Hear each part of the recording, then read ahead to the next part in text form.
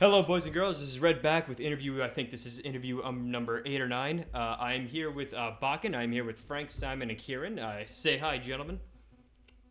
Hello there. Oh, How's it hello. going? Yeah. All right. And all right. So, so these are Northern Irish power thrash metal band. Just for those unfamiliar with them. So, speaking of which, so how would you describe the genre of metal you do? It says on Metal Archives you're like power thrash. Would you agree with that assessment, or would you say you're more maybe some other type of genre? Yeah, that's a good question. I think we've sort of straddled those two genres fairly well. I mean, when we started the band, actually, way back in like 2011, it was me and a good friend of mine started the band, and he was very much the thrash guy, Mm-hmm. and I was very much the melody guy. Sort of, I was more into kind of power metal and hard rock, and he was, let's make the band, pure thrash. And so it was always a bit of a kind of compromise between those two things. And I think our first album, we quite we again we'd like five different members, all different you know musical genres bringing to the table, and I think it was always a bit of a compromise trying to please everyone. So we were never quite sure what to call ourselves, and especially that first album, it really was a complete mix, and you know the musical genres are all over the place. It spanned everything from like kind of Bon Jovi influences to Slayer, right? So Yeah. we weren't really sure what to call ourselves. But I think as the band's evolved, we got Frank joined the band. When did you join the band? It was like 2018, yeah. yeah. So you've been in the band like 7 years. When Frank joined, I think that really opened the door for us because I felt before we kind of felt certainly I was a vocalist when we started the band and when we did the first album. I was still finding my feet and stuff, and I felt very sort of pigeonholed into limited not only by my own vocal range but also by the fact we're kind of pigeonholed ourselves into that thrash kind of box. But as soon as Frank joined, he's got a much bigger range, high pitched vocals and stuff. And I felt, oh yeah, we can really open up now and sort of embrace those more melodic things that I always wanted to bring to the table, right? So Yeah. it was a real boost for us when Frank joined. Not only just from the vocal point of view, but like the songwriting point of view as well. Like, Yeah, I think we've managed to create a pretty good partnership. I mean, Simon does most of the songwriting, Yeah. but I do a lot of the lyrics and vocal work and a little bit of the music. But usually, like, I'll do some wishy-washy bit of music and give it to Simon, and he'll turn it into a masterpiece. Yeah. So I Simon and wouldn't say Frank, that. you guys. Oh, did you want to add something? Oh yeah. No, no, no, no. I was Uh, I was going to say. I mean, he's downplaying himself a lot. I mean, some of the music he wrote for the last album was absolutely unbelievable, and it was a real challenge for me because my sort of role within the band is normally the kind of like the overseer of the music. So whatever ideas come in, I'm always the kind of guy that tries to fit everything together and you know make it into a complete song. So that was fantastic fun in the last album, I thought, because Frank brought so many kind of unique ideas to the band. Like there's a song on our last album called Storm Angels, mhm. which I absolutely love.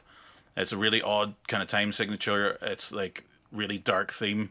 It's something I would never have come up with, and it's just really progressive. I just think it's like a real highlight of the album. So the last song of the album as well, Yeah. and I, yeah, I just sort of, think that's kind of what I brought, really, isn't it? A bit more proggy stuff, but it's yeah, more like my influences would be the Iron Maiden and Russian bands like that. So a lot more progressive, kind of almost progressive rock, really, rather than fiddly, fiddly modern progressive metal. But yeah. That's how we met. Frank was yeah, actually he was in an Iron Maiden tribute band, Yeah. so I was like, "Who's that guy? He's fucking class!" Like, oh, so was we that got to good? get we got to get him, got to Actually, get him in the band. speaking of bands that you feel as though whose sounds you emulate, you know what band I was thinking when I first heard you? Wings of Steel. Have you heard of Wings of Steel? Not really. Are they American? Yeah, they're from LA. Okay, Yeah. Are they okay. kind of like what do you call them?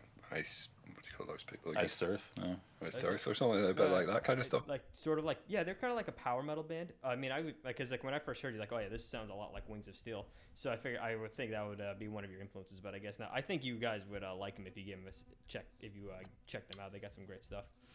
Yeah. Definitely check them out. They're so. I mean, I'm terrible at staying on top of what's happening in the wider. So many bands Me too, to man. keep up with. I'm kind of typical old man, just listening to the same music I listened to 20 years ago.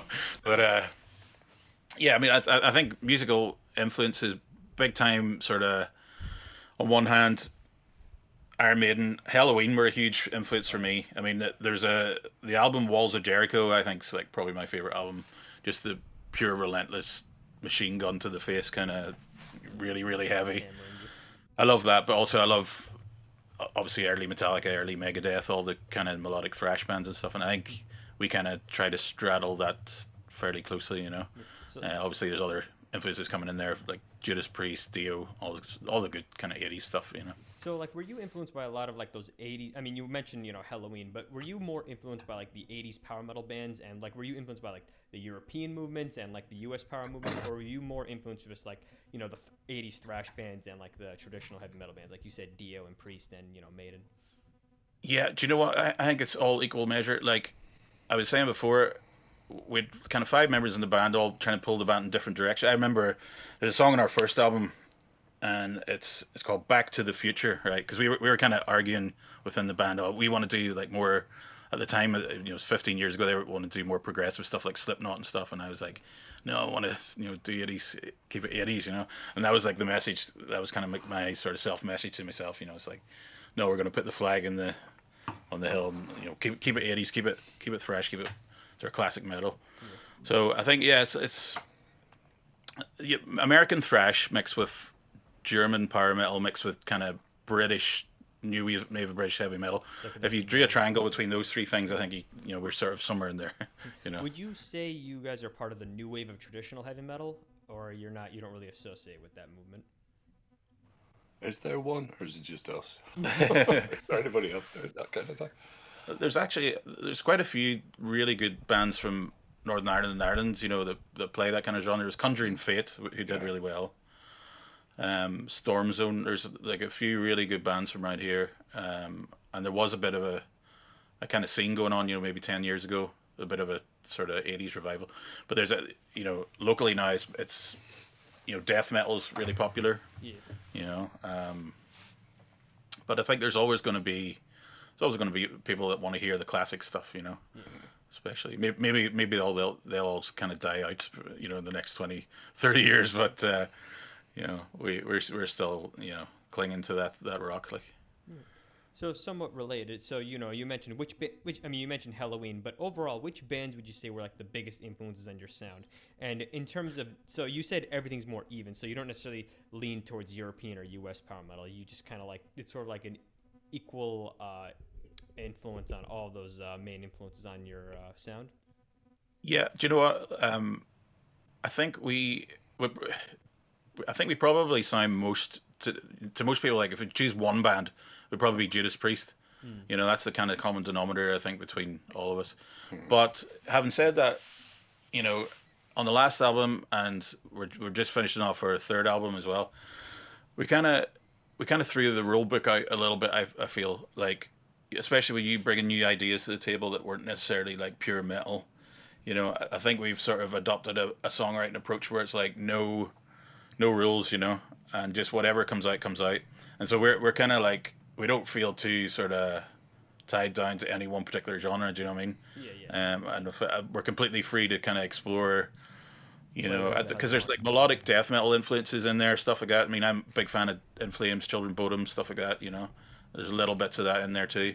So yeah, I'd say Judas Priest probably is the main one. What would you say if someone asked you like? Priest and well, for me, Maiden a bit and Metallica, I suppose.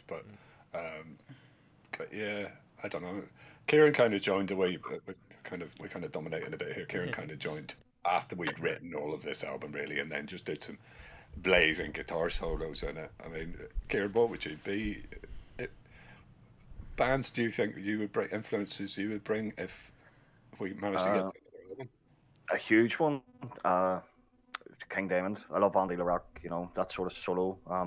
I'm really neoclassical driven with my playing sort of thing. Love Yngwie Malmsteen, Jason Backer sort of style. But yeah, big part of what I'm trying to do is just match the absolute quality of the writing on this album.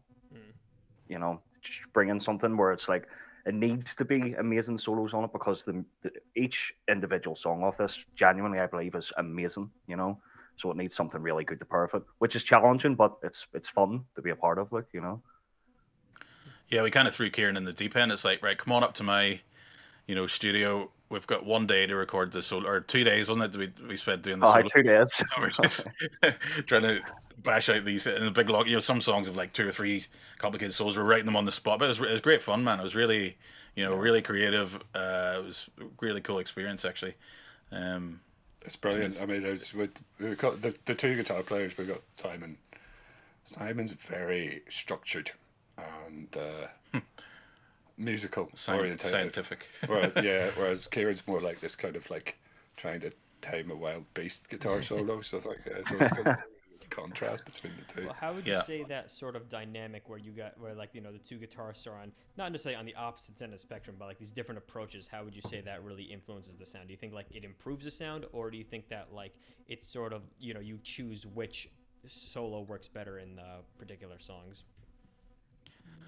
Well, for me, I think Kieran's the ace up the sleeve. Do you know what I mean? If we really need to like fucking tear people's faces off, it's like, Kieran, way you go. Yeah. Or not.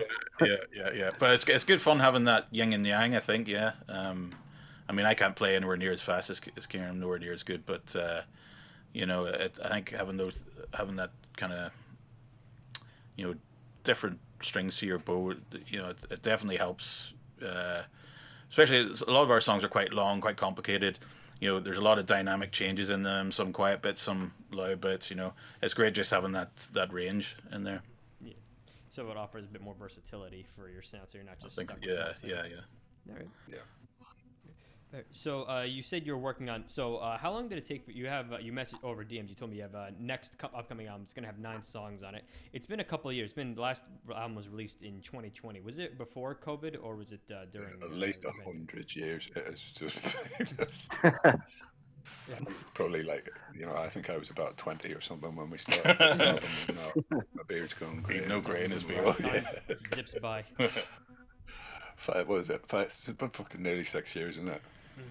Yeah, this has been by far the biggest undertaking we've ever done. I mean, the last album I thought we'd never come close to the amount of time, effort, everything we poured into that. But this is like times 5, Yeah. And just the amount of redos and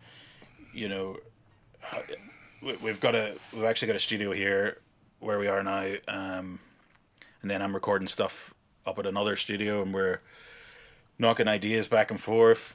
Obviously, we've got jobs and stuff, and during the day and stuff like that. So,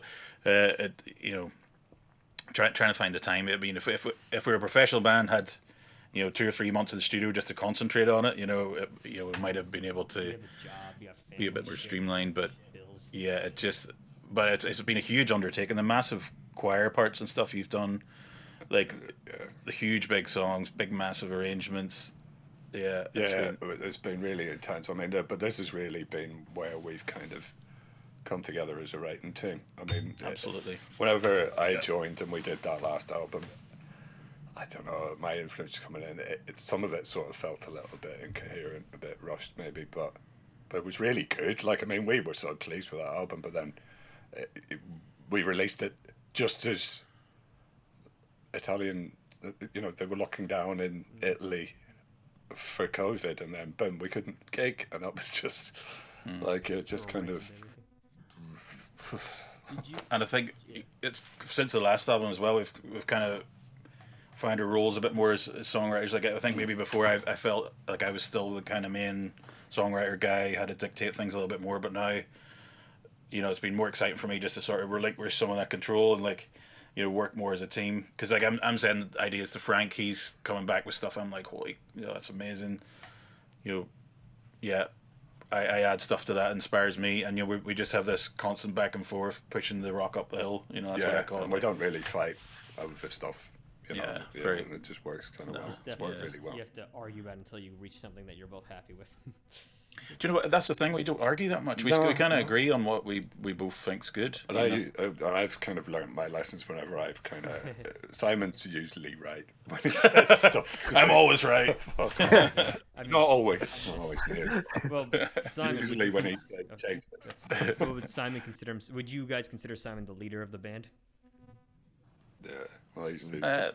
Maybe before, but yeah, I mean, as I said, yeah, I don't like being the leader of the band. You know, so Too it much was responsibility. a role that I sort of took on reluctantly before, maybe.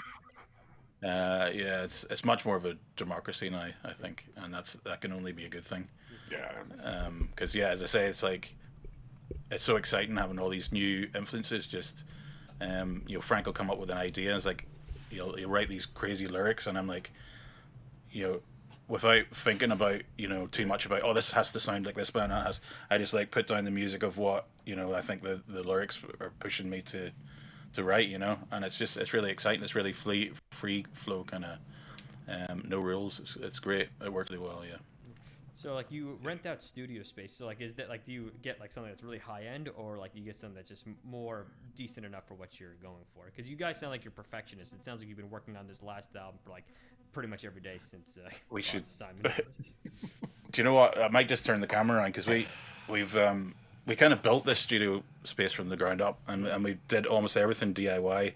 So we ended up like making these vocal booths. I'll just show you. Like there's That's an absolute mess of Sick them. look. yeah. Well, you can't see everywhere. too much. Yeah.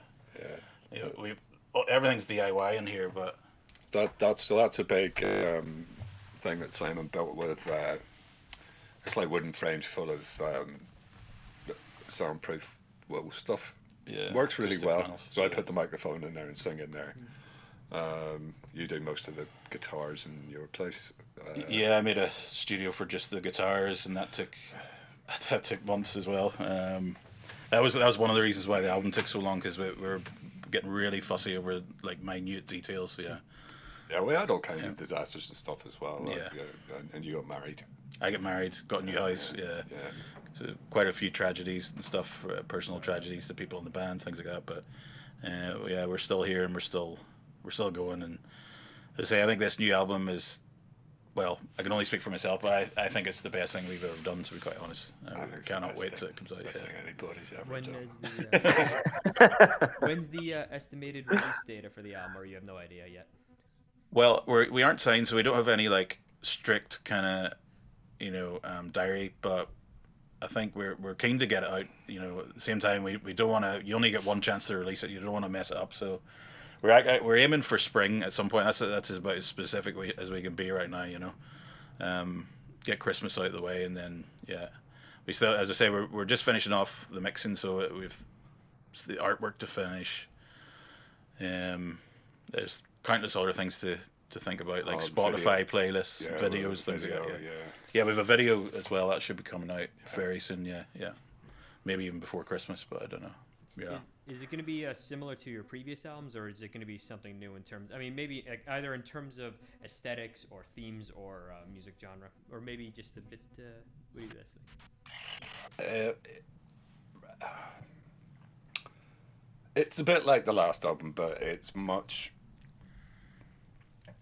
bit darker. It's grander. It's got so many fucking tracks in it, layers in it. Like, oh, sorry, can you delete the swearing from this? I know it's going to affect your YouTube ratings or stuff, but we're from Northern Ireland. It's part of our culture. It's yeah.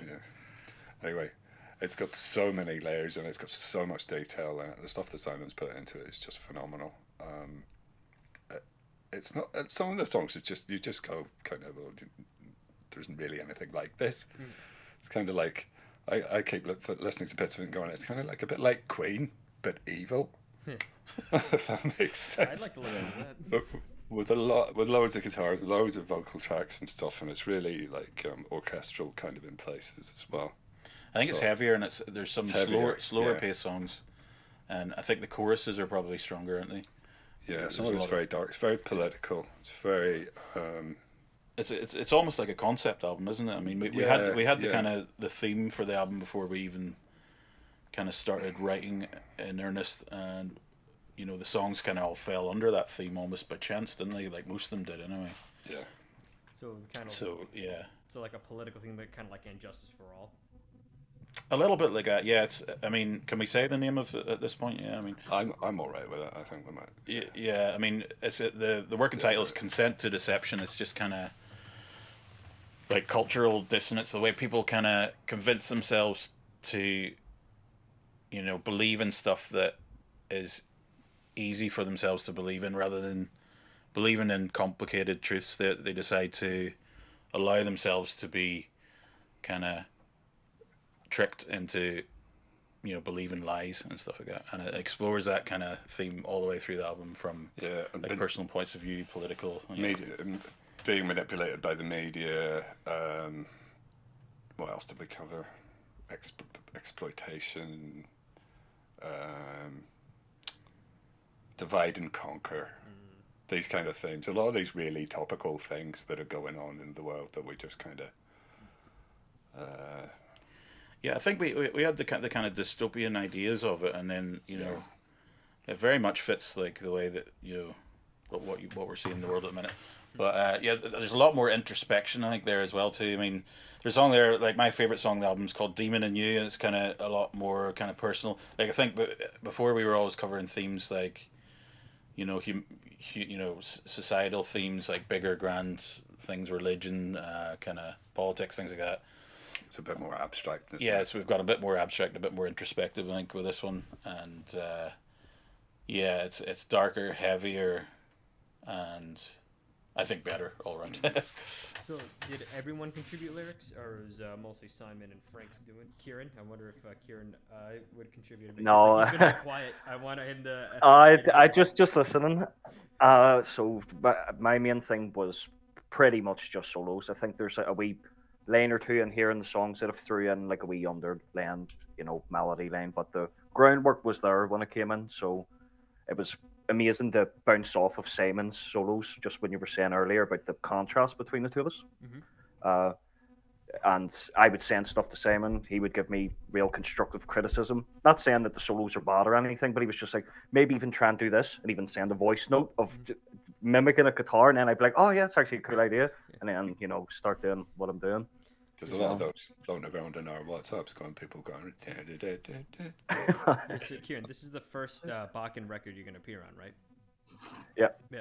Do you have? So how does creating the solos? How did it work? So did they have the song first, and then you came in and you gave solos, and you just kind of you molded it from there, or did you already have some ideas for solos, and then you see which songs it fit best on?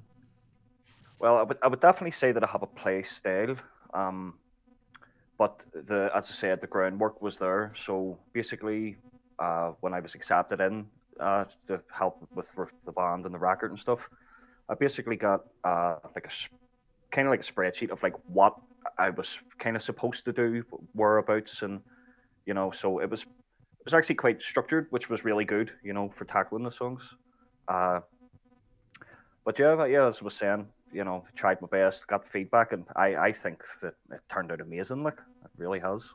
I look forward to it. It seems like it's a very extremely well crafted album, and you have so many underground bands that you listen to them, and this is such an immaculate piece of art, and you feel as though it just does not get the appreciation it deserves. I'm sure you have seen some of that yourself, especially in local scenes. Yeah, I think a big part of that. I mean, we always feel that if you're going to put so much effort into the writing part of it and the arrangement and everything, there's absolutely no reason then to skimp on the mixing and the mastering and all that. I think that's sometimes where just as important. Once you've got the song, once the song's written, you're excited to get the thing on paper. You're just like, right, let's get it down, move on. But I think at that point, certainly for us, it's really important to get it sounding absolutely perfect. Especially with the big arrangements and all these things competing for sonic space. It's really important to get it sounding heavy and clear at the same time. So we've gone back to the same guy, Neil, at Parlour Studios in England. He's mixed. This will be the third one he's done. He's done a fantastic job already, and I think it's his best effort so far. Yeah. He's very patient. Yeah, I assume you do the mixing. He's in England, so you do it remotely, or I wouldn't expect you go to England just to. Do well, actually, the last album we recorded the drums over there. So me and Niall flew over there, and it was relentless. Just recorded drums over 2 days, and we only just got it done in that time. And then he mixed it. But we record everything here, sent it off to Neil, and it's been back and forth. It's been a long process. I think the first song that he started on was during the summer at some point, wasn't it? I mean, it was ages ago, a good few months ago. So he's been working on it. So yeah, it's been poor Neil. That's all I can say. He's definitely getting his Yeah. money's worth here.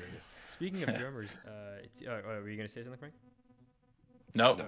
So it's like speaking of drummers, seems like you said you're a downer drummer now. So who did the drumming on the last album? well, he was a founding member, Niall, and he is from my hometown. I actually knew him since I was a kid. Like he was like the everyone knew Niall as like the best drummer in town. Yeah. So when we started the band, it's like who do we want to get drums? It's like let's get Niall. Let's call up Niall.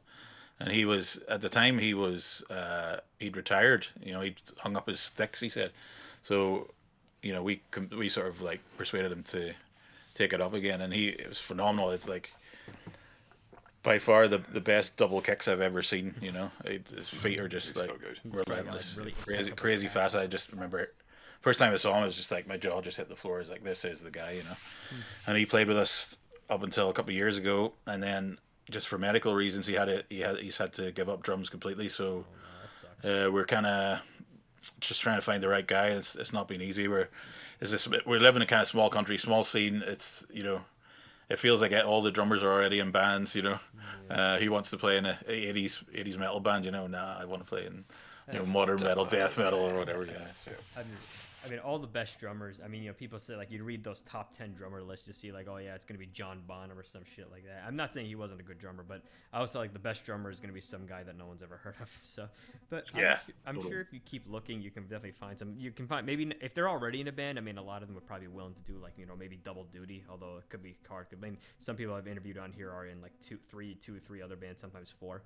So I mean, I guess if you keep, I guess, but it's just so hard because like you have someone at that insane level of technical ability. It's just like, damn, like you're kind of there's like a huge gap you gotta fill. So I can understand why it's definitely tough. But I think if you keep looking, you'll find some one. Maybe like I know, especially in Northern Ireland. But I guess if you maybe just. I guess the local would be easier than getting someone that's from another country or maybe a bit more international. But I think if you keep looking, you'll find someone. There's no shortage of talent in the world. Yeah, totally. So, all right. Totally. So let me just check my question list over here. I kind of lost where I was going. So, blah, blah, blah, blah, blah, sorry. Oh, yeah. So you told me that you have a music video coming up, right? You want to tell us anything about that? Go for it. Well, we went and stood. There's a really ancient graveyard in Fermanagh, which is one of the counties over from us, and we went. And we were kind of a bit wary about doing stuff in a graveyard. You don't really want to be walking around on people's graves and stuff like that. But it was like really like 500-year-old graves and stuff. So we went and stood in there and filmed. How long ago was it now? Was it summer? A couple of months ago, like. Only a couple of months ago. The weather wasn't too bad, so it kind the of weather wasn't too bad. Yeah, and we have got drone shots and stuff like that. And but also there's we did a little bit of filming. We actually used Niall. He's still our mate, and he did the stand in for the drums in the video as well. But we decided to use him. There's a couple of scenes of which we went out and filmed ourselves. So we've given them to the guy Wayne who did the main filming of the video. He didn't seem 100% sure about this, but we did it. I think they came out okay. I think Niall looks really good. Niall's got a really kind of slightly demonic face on him. Was this like? I think we decided Was this like? we all had faces for radio, so Yeah. Niall was the only one that wanted to do it. Like, Yeah. So was this like a professionally shot? Like there's like really good cinematography, or is it just some like someone brought like a camera and you're like, all right, we're gonna record this and just make it raw dog it? It's sort of semi-professional, isn't it? It should be okay. He's done some good videos before. yeah, Wayne. we cherry picked him, and he'd done a lot of videos that I really like for local bands. And he's a very creative guy, and he's been in bands and stuff himself. He knows, he knows what the bands need in terms of like the end product, and he was brilliant because he worked with our mad ideas. It was like, Wayne, is it okay if we go and shoot a video in an ancient graveyard? And he was like, yeah, if the site works. He had to drive from Belfast. It was like a 2-hour drive for him. Same with Kieran as well. Same. It was a long journey for all of us to It's really good. good fun. It was a cool. I actually came across it. I was working and I found this mad site and it just hit me. I was like, I would love to film a band video there because it just had a real kind of Celtic kind of. It's peaceful, but like a really profound kind of Celtic vibe, doesn't it? Like, It's gorgeous. Like it's a gorgeous place. yeah, Yeah, gorgeous. Views and everything. It's lovely. Look. Yeah. Yeah, Was so it, it was could be it rude. filmed during the day or is it at night? During the day, yeah. But Yeah. I think he probably might sort of make it black and white, darken it down a bit, and maybe kind of make it look a bit creepy. Or, well, not creepy. It's not really got a creepy vibe. That song. It's more of a kind of slightly sad. Yeah, it's kind of dark, Almost, yeah, introspective dark. thing. And you were saying there about doing some filming ourselves. Like the subtext is Niall's kind of he has this stalker and he's walking around the city and this guy's following him around with a dark hood over his head, and so we're getting Niall to film himself walking around being followed by this dark character who was also Niall. So it was good fun trying to like Niall had to wear his normal clothes and then put this hood on to so he's basically chasing himself around the city, which was good fun. We got a lot of weird looks, put it that way. It's worth it. Though. But yeah, it was good fun. So is that? Well, I guess we'll just have to see what it's like in the end, because yeah, it's very much a DIY thing from our end. But like, I'm sure the stuff Wayne did is going to be. Yeah, the photos he took were fantastic. Even just the photos, so I'd say it will come out pretty well. You've seen our Cold Blooded Murder video, which no. was another I think I did. directed by another guy. I think I did see it a while ago, but go on. So it's gonna be kind of Yeah. like that. Well, that was much more intense. A very intense song. The guy who did that, we got loads of. It's about so that was on the last album. It's about environmental destruction basically, and it's got lots of little chopped up bits of videos of stuff, kind of at the same rhythm and tempo, like little bits coming in, kind of at the same tempo as the song. Yeah. It worked really well. And the guy who we filmed that in an old it was a World War II aircraft hangar, very messy looking, with big piles of rubbish in it as well, which worked really well into the theme of the song. So, and that was really good fun. That was really It's good great fun. experience. Although, do you remember what happened? Like, we had a drone, and the idea was we'd do some, some shots around the drum kit, whatever, because it's a huge, big space. So we were going to get some aerial shots, and the guy George he'd never flown a drone before. I was like, yeah, it's that easy. Just press forward, and he flew it up like first 5 seconds, press forward in the throttle. And the thing just took off. I think it got dust or something in the sensors. Just takes off like a rocket and like smashes into Niall. It was going the drum kit. straight at Niall. Thomas jumped out the way. I think he got clipped by it. Yeah. There was definitely someone was bleeding at the end of it. Like, Is he okay now? yeah, he's okay now. yeah. But yeah, So, is this new music video gonna come out before the album or after the album? yeah, before the album. Yeah, we haven't actually got a release date, but it'll be a taster. I think it's a bit of a weird one for us because I say it's a little bit off piste in terms of it's a bit slower, it's a bit darker, but I think it just fits into a single category. I think really well because it's just catchy, and it just stands out as it always stood out as a single for us. So I think we always agreed that would have to be a single. We want to get if we it's a lot to do with budget. If we can stretch the budget a bit further, we want to do another video, and that'll probably come out after the album comes out. I'm loath to use AI, which a lot of people are doing now, just to sort of, It's, AI. So currently you're unsigned. Do you plan on staying independent, and are you involved with the local metal scene in where you are in Northern Ireland? Looking for. Well, we would be. What do you mean? You get a drummer. We actually we're not signed, but we did have. How many years ago is it now? 3 years ago. About 2 or 3 years ago, there's a local guy in Belfast who does an awful lot. What's his thing called? The Distortion Project. Yeah. James Loveday. Yeah. James Loveday. He's a good guy. He got us a couple of gigs up in Belfast. but he organises an awful lot of metal gigs. He works really hard on that stuff, and gets, including getting bands over and stuff to play in Belfast, probably, bigger bands. But there was an opportunity to get the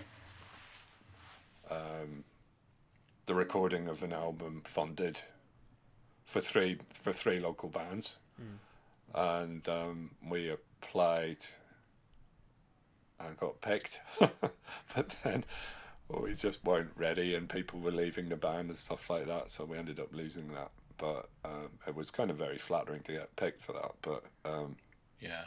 so that would have really been sort of on his own little label. Getting signed, I don't know. What do you think? These days it's kind of think about a dicey move to get signed.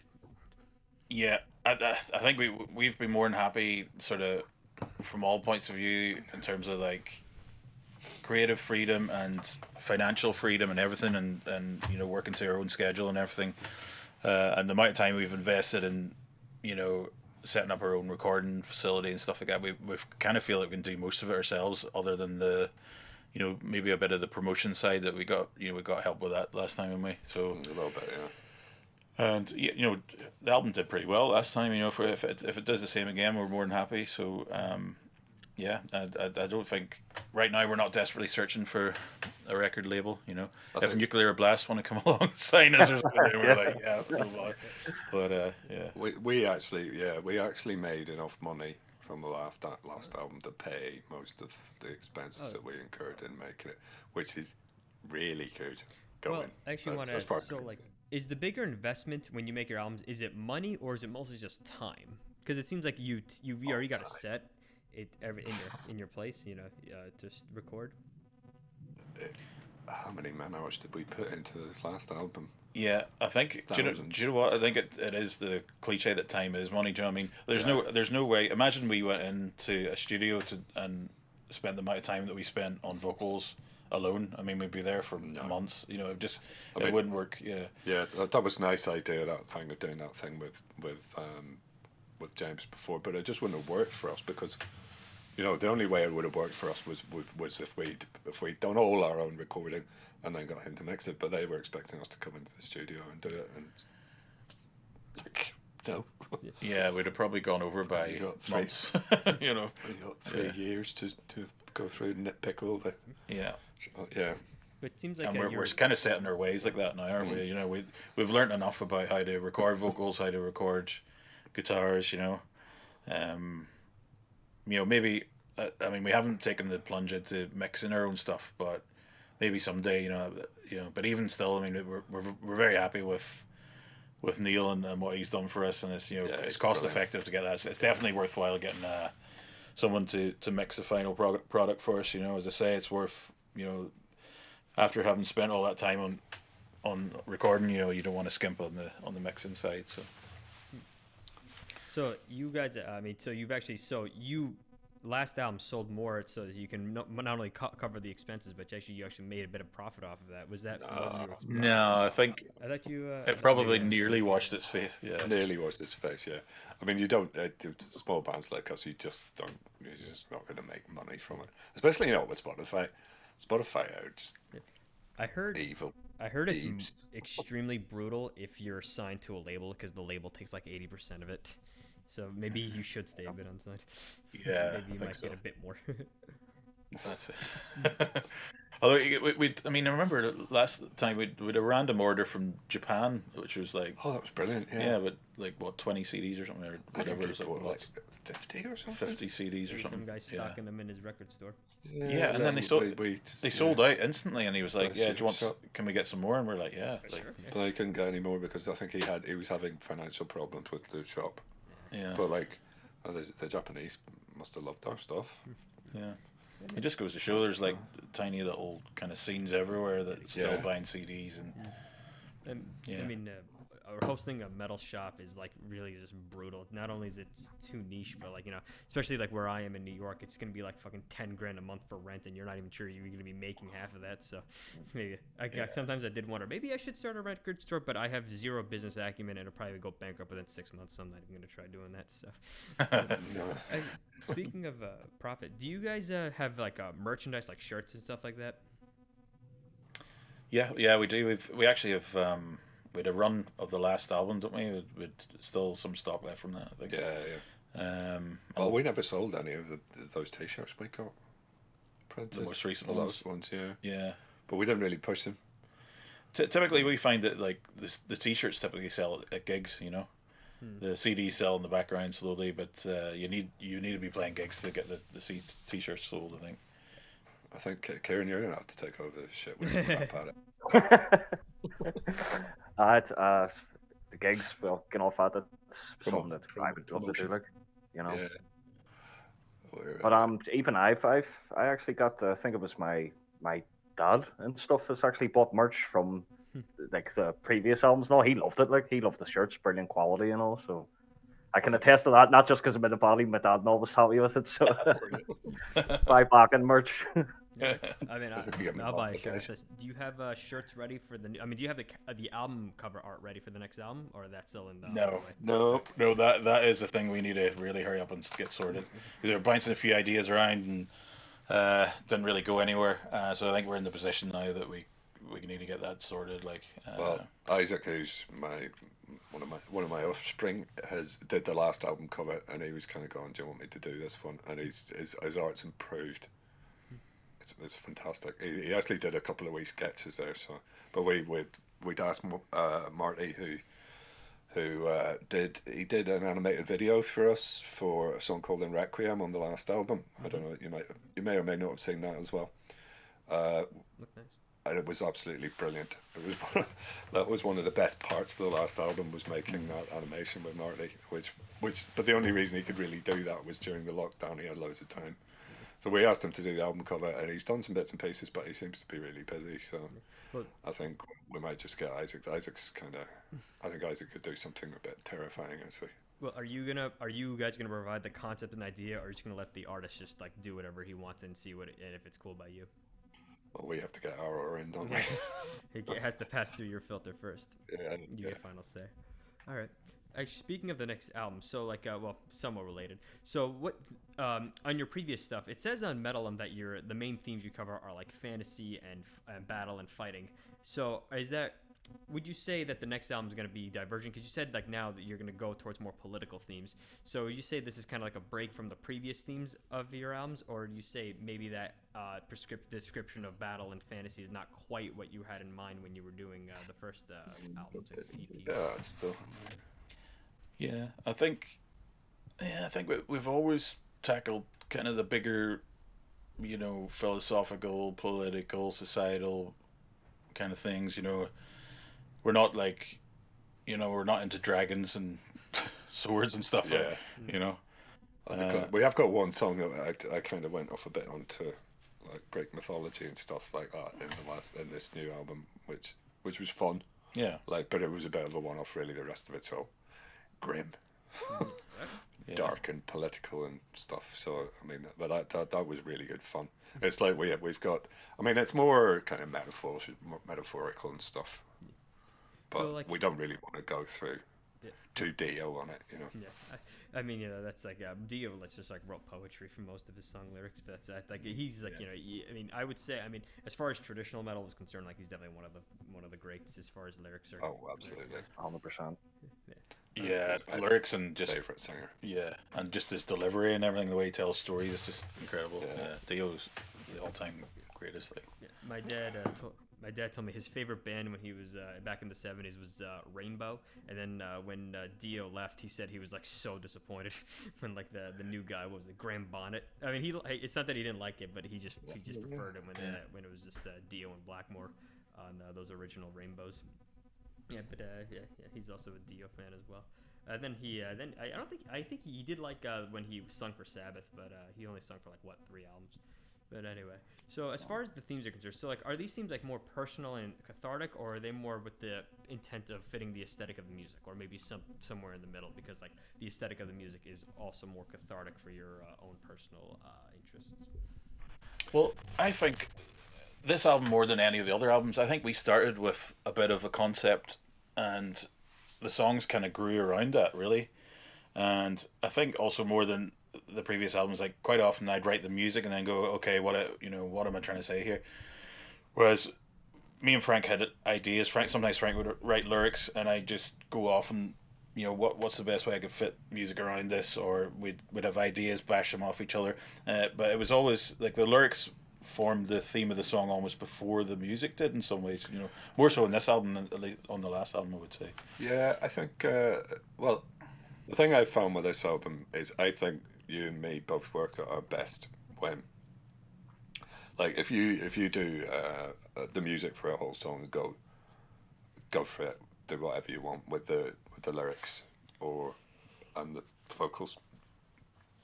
I'll have a need to do it really well because it's I have to do something that lives up to the standard that Simon's done, and probably vice versa a little bit. Yeah, yeah, yeah. Sometimes I think we just really kind of we bounce off each other really well like that. Um, I mean, the good thing is, like, I can phone you up and say I had a dream about aliens coming down to Earth, and and all this sort of mad shit, yeah, and you're just like, yeah, you're into it, like. yeah, You gotta write down your dreams, because then you have some insane fucking ideas that happen to you in your dreams, and you don't need drugs for it. That's what in Requiem came out of, right? Because I just had this really weird dream one time, and I was like, would Did this that work come as out a of a metal? dream? Yeah, yeah. Would this work as a metal song? But we expanded the idea then. I didn't even know that. Yeah. That's cool. I didn't know that. Aye. I've got this really mad idea. It's and you're gonna think I'm nuts, blah blah blah. And I was like, Oh, you're totally no, I fucking love that one. That's really good. Yeah, maybe you also have to keep it because it might also work as a fun movie, but maybe not And you, fun you to mentioned Dio actually. I remember first time I heard Frank singing properly, in the studio. I was like, there was, you reminded me of Dio a little bit, and that was the first song I wrote, or you know, started to piece together That's the after. nicest thing you've ever said to me. Yeah, I was like thinking of what would Dio do here, and that kind of was a big inspiration for in Requiem. Yeah. Yeah, the chorus and stuff. Yeah. Oh, it's a phenomenal song. I love that song. It's the best thing you've ever. Well, no, I don't know. It's the best thing you've ever written, but like superb. So Yeah, it came together. We were happy with that one. Yeah. So Frank and Sam, you both do vocals, correct?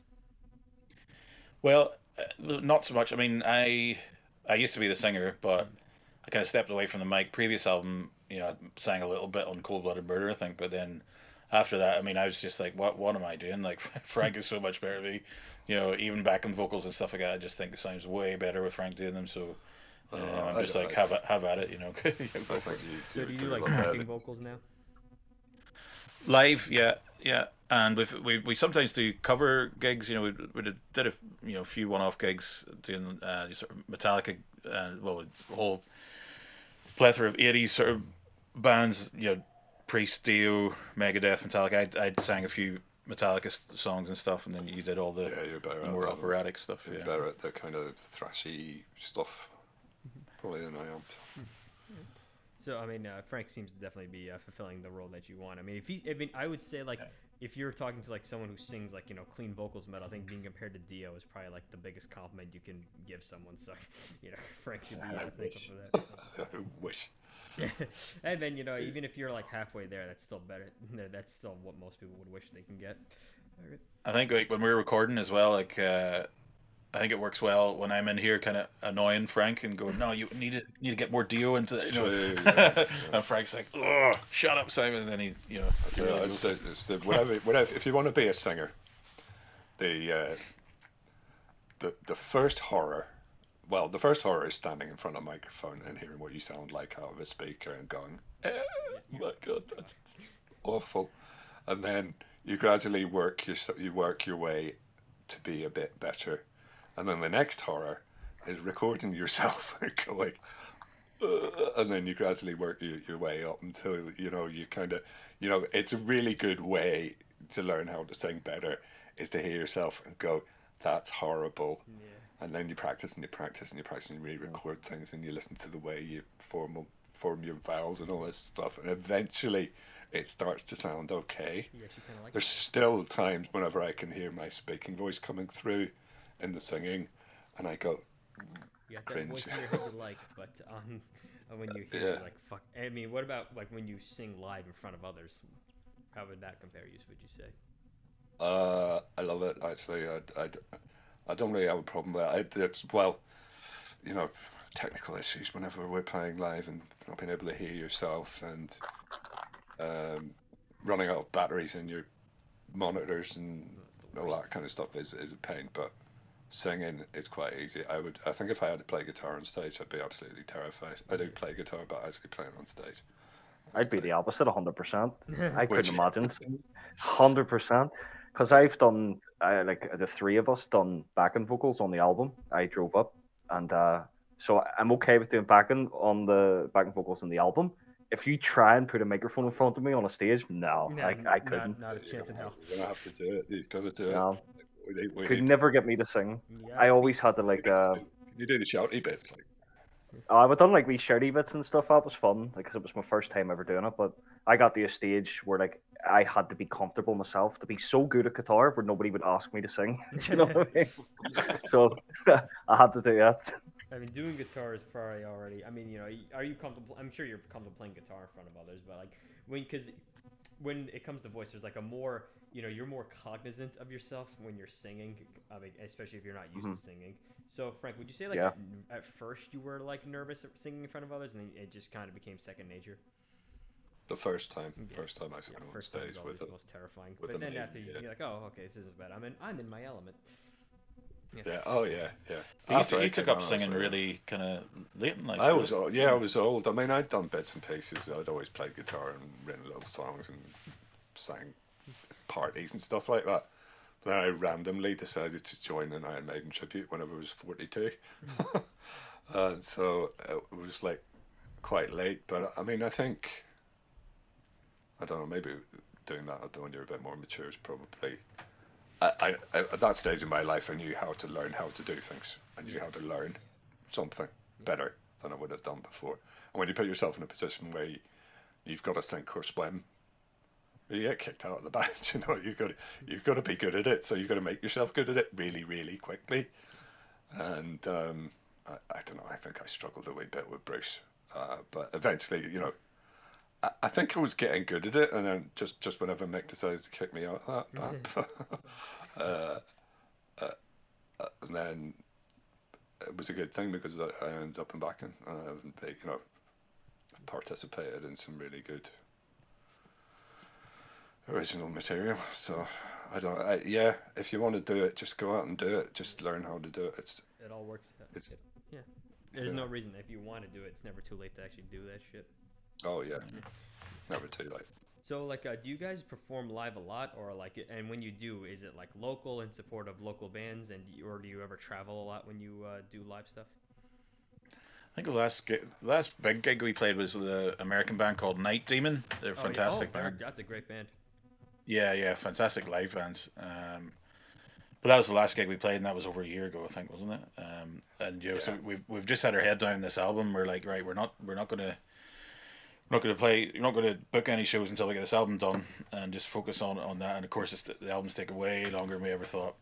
And yeah, trying to fill Niall's shoes, we need to make sure we get the right drummer. We've had a couple of people come and go. It didn't really work out, but we're hopeful that we can build a head of steam with this new album.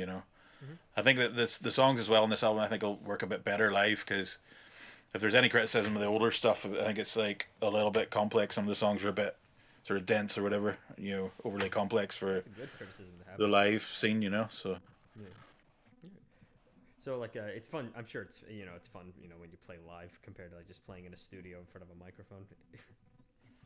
yeah, although the older I get, the more I think I enjoy the studio more than the live. When I was younger, I definitely enjoyed playing. It was all about playing live, And when back in started out, we were playing like 20, 30 gigs a year, and just playing every toilet in the country that we could, just to get our name out there. But I think as we got older, we kind of get a bit more selective, and it's quite a big undertaking. There's not many venues in the country. Sometimes you have to travel, all the way to Dublin, which is like 3.5 hours. You don't get home to the like 6 o'clock in the morning or something. That's a whole weekend gone. It's a big undertaking. Like, Playing covers is much more fun. Oh, Really, yeah, it's much more because fun everyone knows because the song everybody and knows sings the along to songs. it. Yeah, yeah. you're just trying to impress people with your stuff, and they're sitting there going, they'll be sitting there going, Chant this never song. heard this before. It's all right, whatever, or hate this. All right, so moving on here. So Simon, you've been like the constant member of the band since its inception. So how did it sort of move from you being the main songwriter to it being a more democratic thing where everyone has like equal contributions or contributes what they want to have to the band? Yeah, I think initially it was never like I didn't, sort of, I didn't form the band with the idea of me being like the kind of Fuhrer of the band. It just kind of happened that the guys that kind of put their trust in me as the main songwriter just kind of worked out like that. Couldn't find a singer, so I just ended up doing it.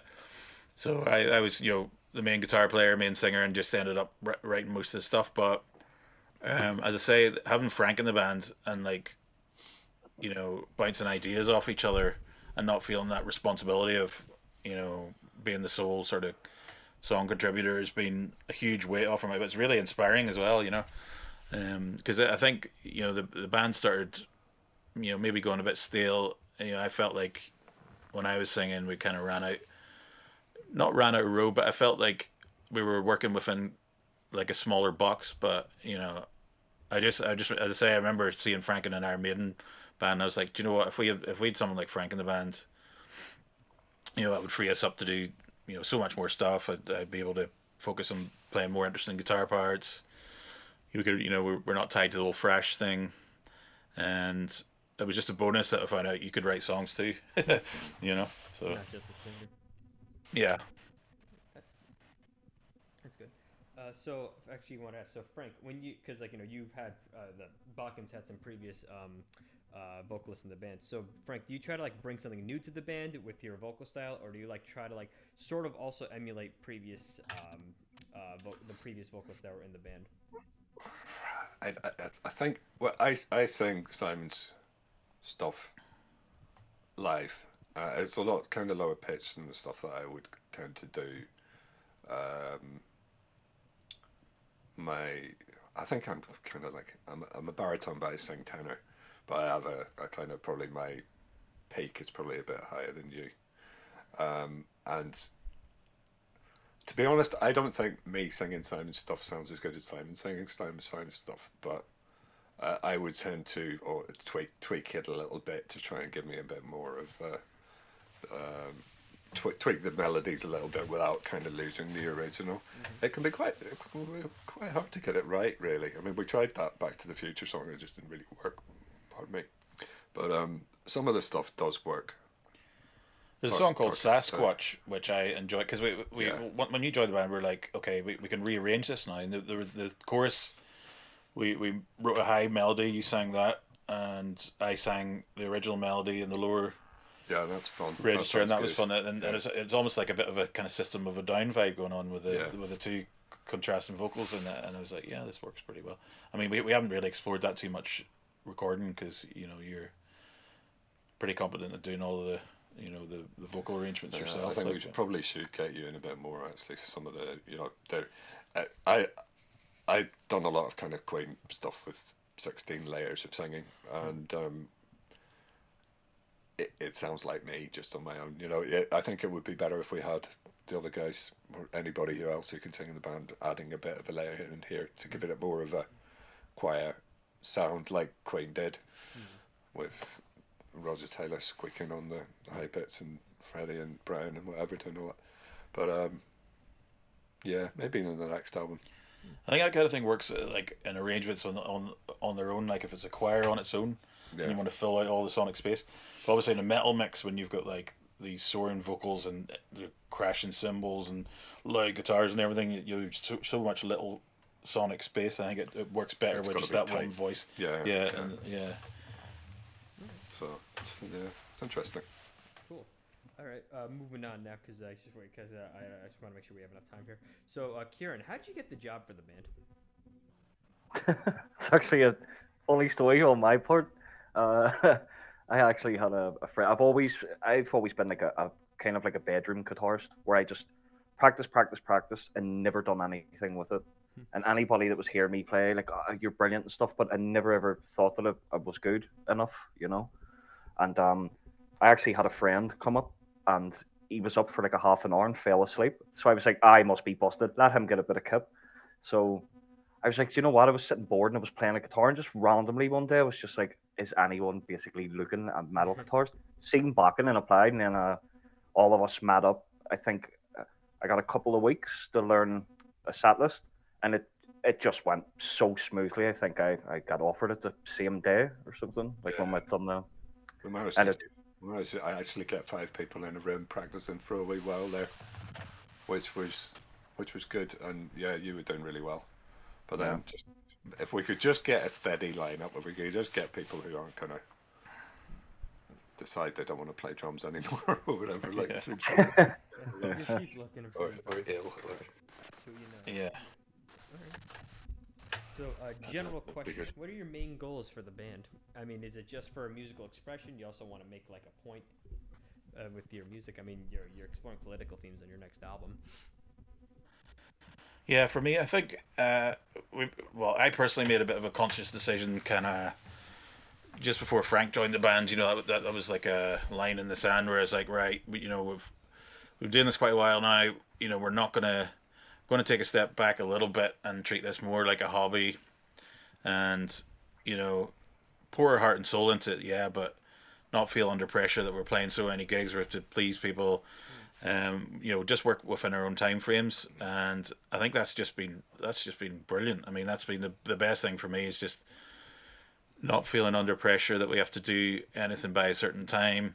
You know, yeah, having complete creative freedom, and I think, but in terms of you were asking about where we're going, kind of creatively, like for me, like I find especially with back in, I think it's probably the best way. Metal music's probably the best medium for you to kind of, if something's annoying you or you want to Yeah, have a rant. just sounds I like a think good. that's the thing, why I keep going back and wanting to write songs. I just feel, politically or whatever, certain things about the world that you get frustrated. You just want to express yourself, and I think that's always been the kind of, Backen's always been the kind of vent for that, and that's the most satisfying thing, I think, when you can, just have something you want to express, get it down in paper, in musical format, and it's just like a snapshot in time. Because, like, obviously, as you move on with your life,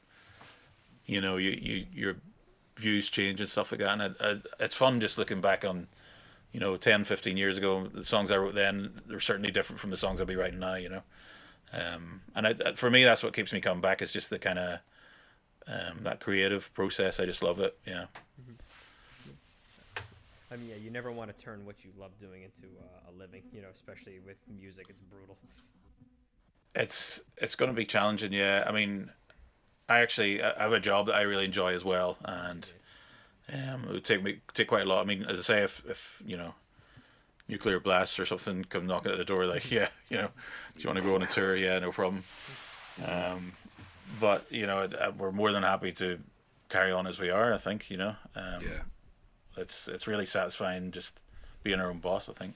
Yeah, that's the best part. So you have like it's always nice to have like you said you guys all have like normal day jobs, but it's always nice to have that there's some sort of financial security instead of just being like having to rely because music, especially when you're a small band, is just so unreliable. So it's nice to have that sort of like that bedrock down on there, and you can just play your music whenever you want. You don't have to worry about pleasing anyone. All right, cool. Yeah. yeah. All right, cool. All right, so I guess let's get to the miscellaneous questions for you guys. So, do you guys listen to many genres of metal, or do you mostly stick with the style you do and adjacent stuff? So you mentioned traditional metal, power metal, early thrash metal. So you mostly just stick with that, or you also listen to like maybe some death metal, some black metal, some grindcore, war metal. Personally, I love anything that's got melody in it. Really, I like sort of really heavy stuff like Gojira and Mm. extreme metal. There's bands coming up all the time. Orbit Culture, I heard them recently. I thought they were fantastic. Um, I think like I love sticking on the headphones and listening to like really heavy, filthy death metal. But then my favorite band of all time by a long way is Queen. So I've got me and the wife are in the caravan. We're sitting listening to classic rock, all the time, and um, yeah, just anything with guitars in it. To be quite honest with you. Yeah, and I think with intelligent lyrics as well. I like Queen and Rush and Queen and Rush and uh, but yeah, no other. I'm a big fan of Peter Gabriel and I love old progressive rock and stuff like that, and folky stuff. Bit of indie, bit of punk. I love punk. I think I was in danger. Probably could have gone down that path if I'd heard the Sex Pistols before I heard Iron Maiden. But yeah, I would have been when I've gone the other way. Most people would start off listening to Slayer and whatnot. I've gone the other way. I've gone from Led Zeppelin, and now I'm listening to thrash. I'm just absolutely in love with some of these thrash bands now, especially Testament and Creator and old school. It's the old school bands that have kind of become. I think Testament, for example, were just okay when they started. They just sounded like Metallica, but it was good. And now they've got better and better and better and better. Name some age like a fine wine. How about you, Kieran? Yeah.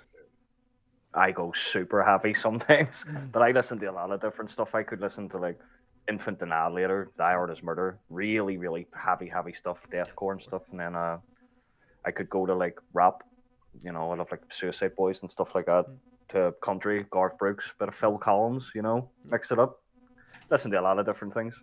That And actually, go on. classical music, I have this thing that I never knew that people like actually do it. It's classical ear training, so I would listen to like classical music and we try and like transpose it. You could get the music, but I like doing it by ear and figuring it out myself to list all different scales and so big thing, classical music, neoclassical, Yngwie Malmsteen, things like that. Absolutely love, That actually brings me to my next question. So there's a question I love to ask metalheads.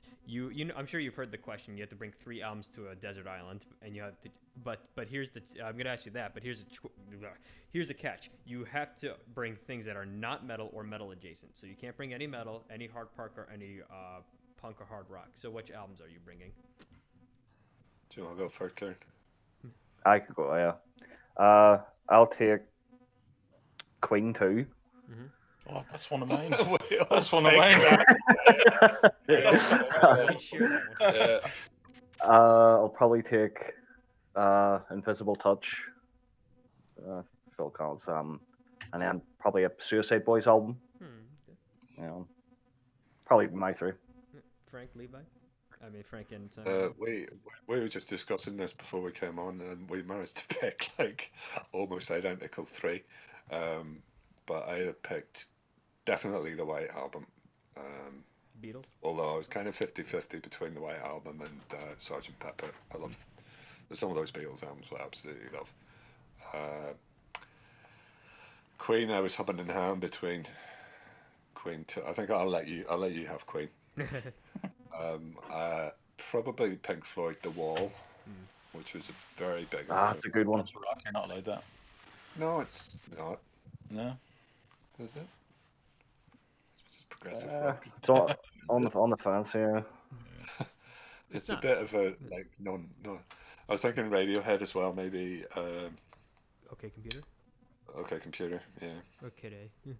I think I was thinking in terms of I know some people get tripped up whether or not it's it's metal adjacent. Like King Crimson Red, I would definitely say is disqualified, but In the Court of the Crimson King would probably be acceptable. So I know it's very up to interpretation. What about you, Simon? What are your 3? I definitely Paul Simon, Graceland. I love that album. I remember that was kind of the first album I got into as a kid, about 10 years old. My dad used to play some absolute sort of banging sort of dad rock. That was always one of the ones I really liked as a kid. And Fleetwood Mac Rumours, that's a cracker album. And then I was going to pick Queen too, but Kieran got that one, so Nice. it would have to be something by the Beatles then. if we're relying compilation albums, it would be like 21, the 21 number one singles maybe, or the White Album. You chose White Album, didn't you? Yeah. We Yeah. can bring the same album. It's not a. It's not doesn't disqualify Yeah. anything. Okay, Queen 2 then. There. That's fine. Cool. All right. Well, we're just about out of time here, so I guess I'm gonna ask you. I'm just gonna burn off these last few questions. So, any advice for people interested in starting a metal band, and what are your musical plans for the near and distant future? And any closing words? I reckon advice for joining a metal band is get a car and get a job, Yeah. and be on time, and that's it. Just that's it. Don't worry about like see all the other stuff people worry about, like getting really really good, getting really technical. Yeah, all that's important, but just be reliable, be on time, and I think Yeah. it's really easy to go into Spinal Tap on questions like this. Yeah, I joined a clothes shop or something. Yeah, don't do metal at all, mate. Don't even point. I haven't seen the new Spinal Tap movie yet. Yeah. And it's up. Mine's would definitely be do it. Just do it. I spent years of just literally practicing for the no reason of practice. I've already got good enough where I can join it. It just takes a while to, for me personally, I always thought that there was like, oh, I'm being too cocky or something. It's not. If you're good, admit that you're good. Show a bit of confidence and go and do it. Because I got accepted in. Anybody can do it. Yeah, I think Fun for me. it's the way to love the music is to just play it. Yeah. You kind of have develop a different relationship with the music when you learn to play it. I certainly did with Iron Maiden whenever I was growing up. It was just when you start to see what I mean, as a genre, it's one of the most. The musicians are very hardworking and very, very Unforgiving. talented. Yeah. It's I don't think it gets enough credit, really. Metal as a genre. I think a lot of music people will kind of turn their noses up at it, but you probably haven't listened to it. Yeah, it's. Yeah. So we're just about done here, because we only have like 30 seconds. So any closing words from you guys? No, nice to meet you, man. Yeah, it's great to meet you, man. And yeah, we'll send you a copy of the album when it's done. Yeah. I love it. All right, everyone else, thank you all for watching. This has been Red and Bakken. Say goodbye, fellas, and then I say goodbye. Yep. Thanks for watching. Cheers. Everyone Thanks, else, guys. you can fuck Appreciate off it. now.